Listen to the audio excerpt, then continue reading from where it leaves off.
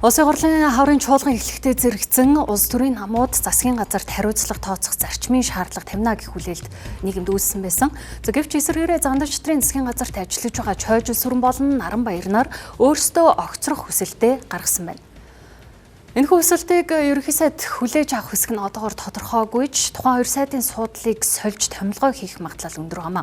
Учир нь хүн намын дарга Дорж хаанд эрчим хүчний реформыг хэрэгжүүлэх гол мөрийн хөтөлбөртэй учраас эрчим хүчний яамыг хүн намд өгөх, харин боловсролын сайдыг Монгол Ардын намаас томилох магадлал өндөр байна. Засгийн газар өнөөдөр ээлж тусаар хуралдаж 2-3 сайдаа огцруулах асуудлыг хэлсэн гэсэн мэдээлэл гарсан. Гэхдээ ээлж тус хуралдаан болсонгүй, харин эсвэргээрээ боловсролын сайд Наранбаяр болон эрчим хүчний сайд Чойжил Сүрэн нар өөрсдөө сайдын албан тушаалаас огцрох хөргөлөө өгсөн гэдгийг мэдгэлээ. За би өөрийгөө сайн муу гэж дүгнэх нь ёс зүг юм.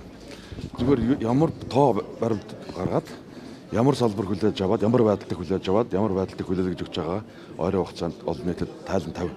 Та өөрийн хүсэлтээр өгдөг. Өөрийн хүсэлтээр өгч байгаа. Гэхдээ альва зүйл өөрийн хугацаатай. Тэгээд би хувийн шалтгаанаар өгч байгаа. Мөн түрүүнд би хэллээ. Улс төрчийн үед бас нэг өөрийнхөө бас дуу хоолойг бас өргөж ярих цаг бас болж штэ. Тэгэхгүйгээр одоо ингээл зөвхөн засгийн газрын байр суурийг илэрхийлдэг. Зөвхөн одоо асуултад хариулдаг. Ийм байдлаар л явж ирлээ штэ би. За үдээс хойш Монгол Ардын намын удирдлагууд хурлаж эхэлсэн мэдээлэл байна. Үүгээрээ дээрх сайд нарын асуудал болоод дараагийн сайд нарыг тодруулах уу гэдэг таамаглууд хөөрч байгаа юм. За тэгвэл засгийн газрын тухай хуульд нэмэлт өөрчлөлт оруулах хуулийн төслийг өргөн барьна гэдгээ өнгөрсөн 7 хоногт мэдгдсэн. За энэхүү хуулийн шинжилэлээр дэд сайд нарыг байхгүй болгох мөн зарим сайд нарыг цөөлөх агуулгууд бий. За тэгвэл дээрх хоёр сайд албан тушаалаас чөлөөт хөргөдлөө өгсөний араас хүн намын зүгээс Дорж хандыгаа эрчим хүчний сайдаар томилуулах сонирхол байгаа гэдгийг онцоллоо.